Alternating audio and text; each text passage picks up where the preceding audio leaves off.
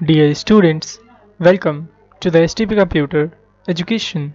Students, आज की इस वीडियो में हमें Tally IP9 का chapter number 11 create stock item with voucher entry chapter को कंटेन करना है। डियर स्टूडेंट्स, आपने लास्ट वीडियो में स्टॉक बनाना सीख लिया था कि किस तरह से आप अपने टैली के अंदर उस स्टॉक को क्रिएट कर सकते हो और इसके अंदर उस स्टॉक को मैनेज कर सकते हो। आज की इस वीडियो में सबसे पहले हम पिछली वीडियो को रिकॉल करेंगे और साथ ही साथ उस स्टॉक आइटम्स को सेल करके और परचेज करके दिखाएंगे कि किस तरह से आप उस आइटम्स को सेल कर सकते हो और परचेज कर सकते हो। तो चलिए सबसे पहले देखिए मैंने यहाँ पे क्या किया है। यहाँ सबसे पहले मैंने एक डेमो नाम से एक कंपनी को बना लिया है। ठीक है, इसके अंदर जो यहाँ देखो करंट डेट आज की है यहाँ पे 1 अप्रैल 2020। ओके, और अभी हमारी कंपनी का जो फाइनेंशियल ईयर क्या चल रहा है 2020-21। ठीक है, अब हमें क्या करना है यहाँ पे, सबसे पहले हमें अपने कुछ स्टॉक आइटम्स को क्रिएट करना है। ठीक है, तो जैसे कि हमारी जो, आप ऐसा समझ लो एज अ एग्जांपल, जो हमारी कंपनी है वो मोबाइल और लैपटॉप्स या फिर कंप्यूटर्स के अंदर डील करती है। तो हम अभी यहाँ पे क्या करेंगे, मोबाइल के कुछ स्टॉक आइटम्स को बनाएंगे और साथ ही साथ कंप्यूटर के कुछ आइटम्स को हम बनाएंगे। ओके, तो सबसे पहले हम यहाँ क्या करना है, हमें इन्वेंटरी इन्फो के अंदर जाना है स्टॉक बनाने के लिए। ओके, और यहाँ पे सबसे पहला काम हमें क्या करना है, यूनिट ऑफ मेजर को क्रिएट करना है। अब यूनिट ऑफ मेजर में क्या क्रिएट करना है, जरा उसे आप फिर से समझिए। अब ये यूनिट्स ऑफ मेजर आपके स्टॉक के ऊपर डिपेंड करता है कि वो स्टॉक किस चीज़ में नापा जाए। तो जिस चीज़ में हम उस स्टॉक को नापते हैं उसकी मेजरमेंट यूनिट को हम यहाँ पे बना देते हैं। जैसे कि अगर आपको वीट नापना है या फिर आपको फ्लोर या मैदा वगैरह चावल नापने हैं, राइस नापने हैं, तो उसके लिए आप कौन सी मेजरमेंट यूनिट का यूज़ करते हो, किलोग्राम का। अगर मैं आपसे बोलूं कि मेरे को 5 किलो चावल दे दो, तो आप क्या बोलोगे, 5 किलो चावल। किलो क्या है आपका, यूनिट है, मेजरमेंट यूनिट है किसका, उस चावल का या फिर राइस का। ओके, उसी तरह से अभी हम यहाँ पे क्या कर रहे हैं, मोबाइल की शॉप है हमारी और कंप्यूटर की। ठीक है, तो मोबाइल में जो पार्ट्स होते हैं जैसे कि टेम्पर्ड ग्लास हो गया या फिर मोबाइल कवर हो गया, तो आप उसको किस में नापोगे, आप उसे इस तरह से बोलोगे ना, 1 पीस कवर दे दो या फिर एक कवर दे दो, एक पीस कवर दे दो। ठीक है, पीसीज में आप उसे नापोगे। तो यहाँ पे हम यहाँ पे क्या करेंगे, एक सिंबल बना लेंगे PCS के नाम से और उसका फॉर्मल नेम लिख देते हैं पीसीज। मीन्स जो भी हम अभी स्टॉक आइटम्स बनाने वाले हैं वो किस में जाएंगे, किसके अंदर हम उसको नापेंगे, पीसीज में नापेंगे। एक टेम्पर्ड गिलास पीसीज में, या keyboard mouse 1 piece keyboard 1 piece mouse, आप इसी तरह से उसको नापोगे। ठीक है, तो यहाँ पे अभी हम फिलहाल के लिए सिर्फ एक ही यूनिट बनाने वाले हैं पीसीज, बाकी अगर आगे जरूरत पड़ेगी तो हम उसको भी बना लेंगे। ठीक है, आपको इसे एडिट कैसे करना है वो भी जो देख लीजिए। अगर आप इस पीसीज को एडिट करना चाहते हो तो आप क्या करोगे, जहाँ यूनिट्स है जहाँ से आप क्रिएट करते हो वहीं पे आप ऑल्टर में चले जाओगे और उसको, उस यूनिट को सेलेक्ट कर लोगे जो यूनिट आप एडिट करना चाहते हो। जैसे मैं पीसीज को एडिट करना चाहता हूँ, इस पे जाओ, जो भी आपको एडिट करना है उसे एडिट कर लो और सिंपली एक्सेप्ट कर दो, तो ये आपका एडिट हो जाएगा। ठीक है, तो आई थिंक इतना तो आपको समझ में आ गया होगा कि किस तरह से आप अपने यूनिट्स को क्रिएट करोगे और किस तरह से आप उसे एडिट करोगे। ठीक है, एस्केप का बटन दबाइए, पीछे आ जाओगे बैक। ठीक है, इसके अंदर फिर उसके बाद यहाँ देखिए, अब इसको आपको क्या बनाना है, यहाँ पे स्टॉक ग्रुप्स बनाने हैं। क्योंकि अभी मैंने जैसे कि आपको बताया है कि हमारे जो इन कंपनी है उस कंपनी के अंदर 2 तरीके के आइटम सेल होंगे, पहला मोबाइल, दूसरा कंप्यूटर। तो मैं इनका ग्रुप बना देता हूँ। ठीक है, सो सबसे पहले मैं एक ग्रुप यहाँ पर बनाता हूँ कंप्यूटर का। ओके, और इसके बाद मैं बनाऊँगा यहाँ पे इसके अंदर मोबाइल का। ठीक है, तो यहाँ पे हमने क्या किया, 2 ग्रुप बना लिए, कंप्यूटर के और मोबाइल के। और अगर आप इन ग्रुप को भी एडिट करना चाहते हो तो ऑल्टर में जा कर के आप इनको एडिट वगैरह कर सकते हो। ठीक है, अब हमें क्या करना है, स्टॉक आइटम्स को बनाना है। तो मैं यहाँ पे क्या करता हूँ, स्टॉक आइटम चूज़ करता हूँ और मल्टीपल स्टॉक आइटम को चूज़ करूँगा। क्यों, क्योंकि मैं मोबाइल वाले ग्रुप के अंदर कई सारे स्टॉक आइटम को डालने वाला हूँ और कंप्यूटर के भी जो ग्रुप है कंप्यूटर वाला उसके अंदर भी कई सारे आइटम्स को मैं यहाँ पे डालने वाला हूँ। तो इसलिए मैं अभी यहाँ पे मल्टीपल स्टॉक आइटम को चूज़ करूँगा। ठीक है, सबसे पहले मैं जितने कंप्यूटर के आइटम्स है पहले मैं उसको यहाँ पे बना लेता हूँ। ठीक है, तो सबसे पहले मेरे पास है यहाँ पे कीबोर्ड। ठीक है, देखो अंडर ऑटोमेटिकली कंप्यूटर में चला गया क्योंकि हमने यहाँ पे ऑलरेडी सबसे ऊपर कंप्यूटर का ग्रुप ऑलरेडी सेलेक्ट करके रखा था। ठीक है। अब मेरे पास यहाँ ओपनिंग क्वांटिटी वगैरह जो भी है आप यहाँ पे डाल दो, ठीक है। इसमें मैंने 10 पीस डाल दिया। अगर आप रेट डालना चाहते हो तो यहाँ पे डालो, अगर नहीं भी डालोगे तो भी कोई प्रॉब्लम नहीं है। सो फिलहाल मैं अभी यहाँ पे कोई भी रेट नहीं डाल रहा हूँ, ठीक है। कीबोर्ड डाल देता हूँ, माउस डाल देता हूँ, यहाँ पे 20 पीसेस माउस है मेरे पास। और मैं यहाँ पे LCD है, LED है, तो मैं यहाँ LED डाल देता हूँ, 5 पीस LED, ठीक है। और मैं यहाँ डाल देता हूँ VGA केबल, इसे भी मैं डाल देता हूँ यहाँ पे 50 पीस, ठीक है। तो यहाँ पे मैंने क्या किया, 4 आइटम बना लिए जो कि किस ग्रुप में जाते हैं, कंप्यूटर वाले ग्रुप में जाते हैं, ओके। और मैं इसे एक्सेप्ट कर लूँगा, ठीक है। तो समझ में आया आप देखो किस तरह से आप मल्टीपल स्टॉक आइटम में एक ही ग्रुप के अंदर कई सारे आइटम्स को एक साथ क्रिएट कर सकते हो, ठीक है। अब जो सिंगल स्टॉक आइटम में देखो क्या होता है, जैसे मेरे को अब मोबाइल का सामान बनाना है, तो मैं यहाँ पे क्या करता हूँ, मोबाइल के सामान का नाम लिखता हूँ। जैसे मैंने यहाँ लिखा टेम्पर्ड ग्लास, ठीक है। ये किस में जाएगा, किस ग्रुप में जाना चाहिए, उस ग्रुप को आपको यहाँ पे सेलेक्ट करना पड़ेगा। मोबाइल किस में नापोगे, पीसीज में, ठीक है। आप नाप लो यहाँ पे ओपनिंग बैलेंस कितना पड़ा है आपके पास, मैं कहता हूँ 40 पीसीज मेरे पास पड़े हुए हैं। रेट वगैरह डालो या ना डालो कोई फ़र्क नहीं पड़ता, तो मैं यहाँ पे अभी फिलहाल कोई रेट वगैरह नहीं डाल रहा हूँ, ठीक है। सिंपली एक्सेप्ट कर देता हूँ। अब मेरे को दोबारा से कोई बनाना होगा तो वापस से नाम लिखूँगा, वापस से मैं ग्रुप को सेलेक्ट करूँगा और वापस से यूनिट सेलेक्ट करूँगा। मीन्स आपको ग्रुप बार बार सेलेक्ट करना पड़ेगा। और मल्टीपल में क्या है, आप पहले ही एक ग्रुप को सेलेक्ट कर लो, फिर उसके बाद उसके अंदर जितने आइटम बनाना चाहो एक ही बार में आइटम बनाओ और उसे एक्सेप्ट कर दो, ठीक है। फिलहाल मैं एक और बना लेता हूँ, बैक कवर, ठीक है। ये मैंने आपको इसलिए सिंगल में भी दिखा दिया ताकि आपको ये सारी चीज़ें रिवाइज हो जाएं जो मैंने आपको पिछली वीडियो में करवाया था, ठीक है। तो 50 पीस मेरे पास यहाँ पे बैक कवर हो गया, ठीक है। अब आप क्या करो, स्केप करके स्केप का बटन दबा के बाहर आ जाओ, कहाँ पे, गेटवे ऑफ टैली पे आ जाओ, ठीक है।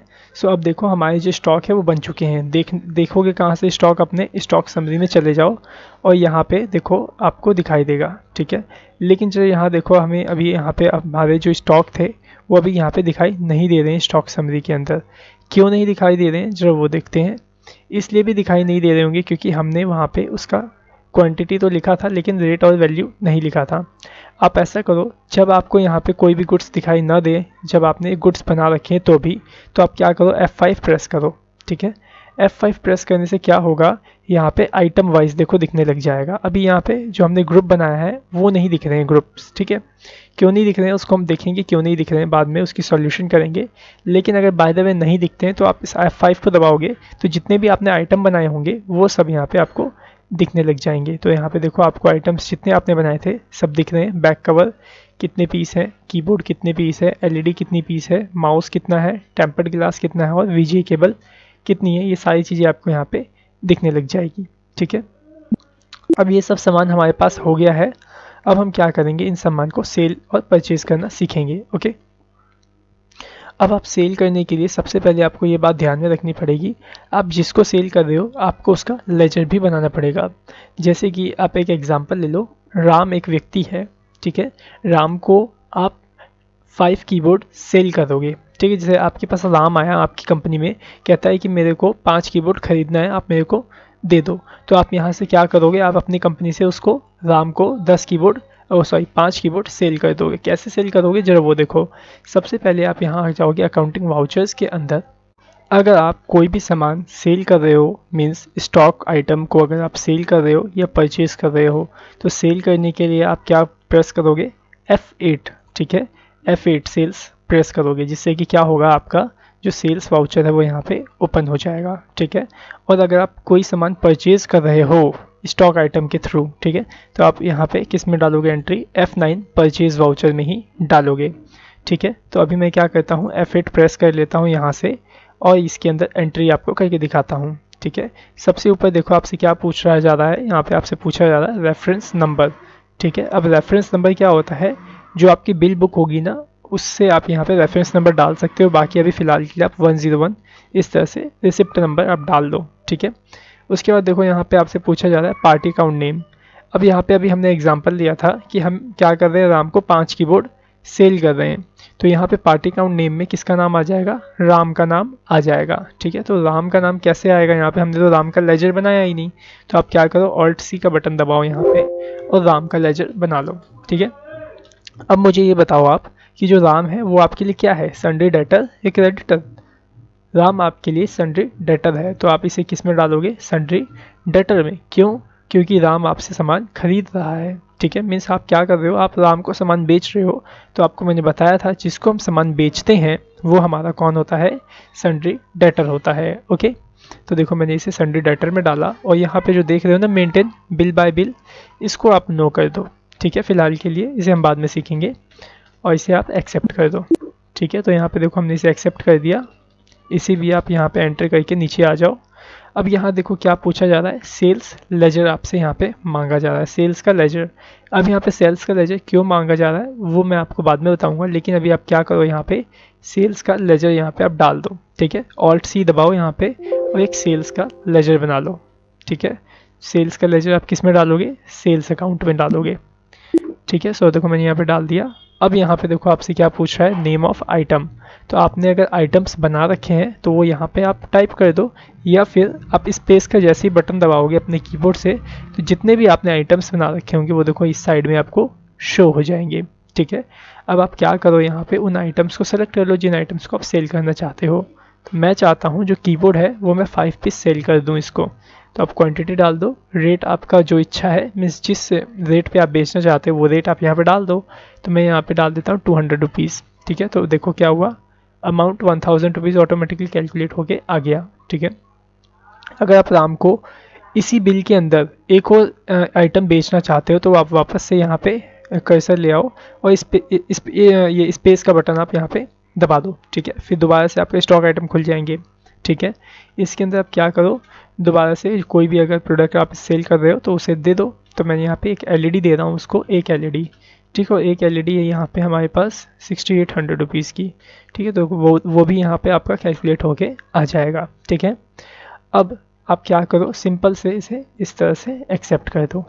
ठीक है, बस अगर और ऐड करना है तो आप यहाँ पे एंटर किए थे तब स्पेस दे करके वहाँ पे ऐड कर सकते हो कोई भी आइटम को। बाकी अगर आप इसे एक्सेप्ट करना चाहते हो इसे एक्सेप्ट कर दो। जैसे ही एक्सेप्ट हो जाएगी आपकी एंट्री बनके तैयार। मीन्स अब उसके पास जो 5 कीबोर्ड्स थे और 1 एलईडी थी वो सेल हो गया है।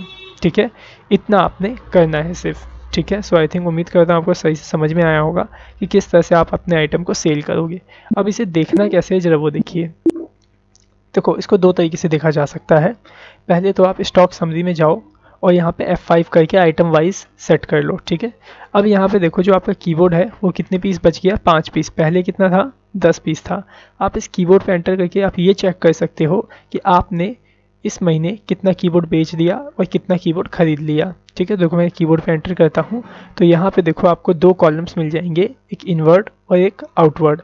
ठीक है, तो यहाँ देखो आउटवर्ड में 5 जो पीसीस कीबोर्ड थे वो चले गए। ठीक है, आउटवर्ड मीन्स चले जाना। ठीक है, और क्लोजिंग बैलेंस में देखो क्या लिखा था, पहले आपके पास ओपनिंग बैलेंस में था 10 पीस पहले और आपको पड़ा हुआ था, मीन्स क्वांटिटी 10 पीस रखी हुई थी। ठीक है, उसमें से 5 पीस चली गई और हमें पास कितने पीस बचे हैं, 5 पीस बचे हैं। तो आप इस तरह से अपने स्टॉक देख सकते हो। ठीक है, लेकिन अगर आपको देखना है कि मैंने किस किस को सेल किया इस महीने में या किस किस को कितना परचेज़ किया इस महीने में, तो उसे आप कैसे देखोगे, जो वो देखो डिस्प्ले में आप जाओगे, यहाँ पे आपको देखो अकाउंट बुक्स नाम से एक ऑप्शन मिल जाएगा। ठीक है, आप यहाँ पे क्या करोगे, आपको यहाँ पे भी देखो एक सेल रजिस्टर नाम का एक ऑप्शन मिल जाएगा, आप इस पर एंटर करना। ठीक है, फिर यहाँ पे देखो आपको मंथली वाइज यहाँ पे शो करेगा आपने कितने रुपए की सेल करी है और किस मंथ में। ठीक है, फिलहाल अभी हम अप्रैल में काम कर रहे थे, 1 अप्रैल को हमने सेल किया था एक ही एंट्री। ठीक है, तो हमें यहाँ पे अप्रैल में अमाउंट दिखा रहा है। ठीक है, आप यहाँ पे एंटर करो इसके अंदर अप्रैल को सिलेक्ट करके, तो यहाँ पे देखो आपकी सारी की सारी जो सेल्स आपने करी होंगी वो सारी सेल्स यहाँ पे प्रस्तुत हो जाएंगी, यहाँ पे दिखाई दे देंगी। अब यहाँ पे कैसे दिखाई दे रही हैं जरा उसको समझो। आपको याद होगा जब आपने ये एंट्री करी थी तो यहाँ पे आपने सेल्स का लेजर बना के रखा था। ठीक है, यहाँ और सेल्स के लेजर को यहाँ पे आपने सेलेक्ट किया था। तो आप जितनी भी सेल्स की एंट्री करोगे वो सारी की सारी जो एंट्री है वो कहाँ आ जाएंगी, इस सेल्स वाले वाउचर में यहाँ पे आपको शो हो जाएंगी। ठीक है, और जितनी भी आपने सेल्स करी होंगी अप्रैल में, देखो यहाँ पे आपको दिखाई भी दे रहा है 1 अप्रैल से 30 अप्रैल तक की जितनी भी सेल होगी वहाँ पे आपको शो हो जाएगी। ठीक है। सो आई थिंक आपको समझ में आ गया कि किस तरह से आप अपना सेल देखोगे कि मैंने किस महीने में कितनी सेल करी है, और उस महीने के अंदर आपने किस किस को सेल करी है वो भी आप चेक कर सकते हो, क्योंकि देखो यहाँ पे वो उसका नाम जो है वो आपको यहाँ पे दिखाई दे देगा। ठीक है, ठीक इसका उल्टा है, आप परचेज भी सेम ऐसे ही कर पाओगे। देखो परचेज कैसे करना है, अकाउंटिंग वाउचर में जाओगे और परचेज करने के लिए हमेशा आप क्या प्रेस करोगे, F9 को। ठीक है, परचेज वाउचर को। अब यहाँ देखो सप्लायर इनवॉइस नंबर, जो यूज़र आपको बिल देगा, जैसे आपने कुछ सामान खरीदा, आपके पास कुछ बिल आया, जो भी बिल आया, ठीक है, उस बिल में कोई रिसिप्ट नंबर होगा या फिर मतलब इनवॉइस नंबर होगा, उसे आप यहाँ पे इनपुट कर लोगे। ठीक है, यहाँ पे देखो अगला क्या पूछा जा रहा है आपसे, डेट। अब यहाँ पे वो डेट आएगी जिस डेट को आपका बिल कटा हुआ है। ठीक है, मीन्स जैसे मैं मानता हूँ यहाँ पे मेरा जो बिल है वो 1 अप्रैल को ही कटा हुआ है। ठीक है, और यहाँ पे जो डेट आएगी वो डेट कौन सी है, जिस दिन आप एंट्री कर रहे हो। ठीक है, तो इस 1 ही तारीख को, जैसे समझ लो मैंने 1 ही तारीख को सामान खरीदा, बिल खरीदा, ठीक है, और उस बिल की एंट्री मैं आज ही कर रहा हूँ। ठीक है, तो इसीलिए मैंने यहाँ पे भी 1 अप्रैल डाल दिया और यहाँ पर भी 1 अप्रैल डाल दिया। लेकिन अगर मैं 1 अप्रैल को सामान खरीदता हूँ और 2 अप्रैल को एंट्री डालना चाहता हूँ, तो कैसे डालोगे, पहले आपको डेट चेंज करनी पड़ेगी। डेट कैसे चेंज करोगे, F2 बटन प्रेस करोगे डेट चेंज करने के लिए। क्या प्रेस करोगे, F2। तो देखो मैंने F2 प्रेस किया और यहाँ पे देखो वाउचर डेट चेंज हो गया 2/4/2020। एंटर करता हूँ तो देखो यहाँ पे आ गया 2 अप्रैल। ठीक है, तो मैं यहाँ पे अब क्या कर रहा हूँ, 1 अप्रैल को मैंने सामान खरीदा था जो मैं 2 अप्रैल में चढ़ा रहा हूँ। ठीक है, तो यहाँ पे देखो मैंने किससे सामान खरीदा, पहले उसका आपको लेजर बनाना पड़ेगा। तो मैं यहाँ पे एक लेजर बना लेता हूँ श्याम के नाम से। ठीक है, सो मैं यहाँ पे क्या कर रहा हूँ, श्याम से मैं सामान खरीद रहा हूँ और श्याम मेरा किस में जाएगा, सन्ड्री क्रेडिटर, क्योंकि जिससे हम सामान खरीदते हैं वो हमारा कौन होता है, सन्ड्री क्रेडिटर होता है। ठीक है, उसके बाद यहाँ पे जिस तरह से हम सेल के अंदर सेल्स का लेजर देते थे, उसी तरह से हम यहाँ पे परचेज़ का लेजर देंगे। तो मैं यहाँ पे क्या करता हूँ, Alt+C करके एक परचेज़ का लेजर बना लेता हूँ। ठीक है, सो मैंने यहाँ पे एक परचेज़ का लेजर बना लिया, और जो परचेज़ का लेजर होता है वो किस में जाता है, परचेज़ अकाउंट्स के अंदर ही जाता है। ठीक है, बस अब आप क्या करो, नेम ऑफ आइटम में ये देखो यहाँ पे आपको सारे आइटम्स दिख रहे हैं, कौन सा आइटम आप परचेज़ करना चाहते हो वो आप परचेज़ कर लो। जैसे कि देखो मेरे पास कीबोर्ड 5 पीस है, मैं कीबोर्ड को ही 2 पीस खरीद लेता हूँ। ठीक है, यहाँ पे 100 रुपीज़ के। ओके, और मैं इसे एक्सेप्ट कर देता हूँ। बस इतना ही आपको करना है, बस अब आपकी परचेज़ की एंट्री हो गई। ठीक है, अब जाके जब अपना स्टॉक देखो, स्टॉक समरी के अंदर आपका जो कीबोर्ड है वो कितना हो गया होगा, आपका जो कीबोर्ड है वो 7 पीस हो गया होगा। देख रहे हैं आप यहाँ पे कीबोर्ड में कितना आ गया, देखो यहाँ मैंने जब कीबोर्ड को ओपन किया तो देखो 5 पीस, पहले देखो मेरे पास 10 पीस थे। ठीक है, 10 में से 5 चले गए, ठीक है, और 2 पीस इन्वर्ट हो गए, तो मेरे पास क्लोजिंग कितना बचा, 7 पीस बच गया। ठीक है, तो इस तरह से आप यहाँ पे अपने स्टॉक देख सकते हो कैसे मेंटेन हुआ, कैसे मेंटेन नहीं हुआ। ओके, इसके बाद आप अपना देखना चाहते हो कि मैंने कितनी परचेज़ करी, अकाउंट्स बुक में जाओ और यहाँ पे आपको देखो परचेज़ रजिस्टर आपको मिल जाएगा, इसमें चले जाओ। इसके अंदर देखो अप्रैल महीने में अपनी कितनी परचेज़ करी वो यहाँ पे आपको शो कर रहा है। ठीक है, तो बस आपने किससे कितनी परचेज़ करी उसकी सारी लिस्ट आपको यहाँ पे मिल जाएंगी।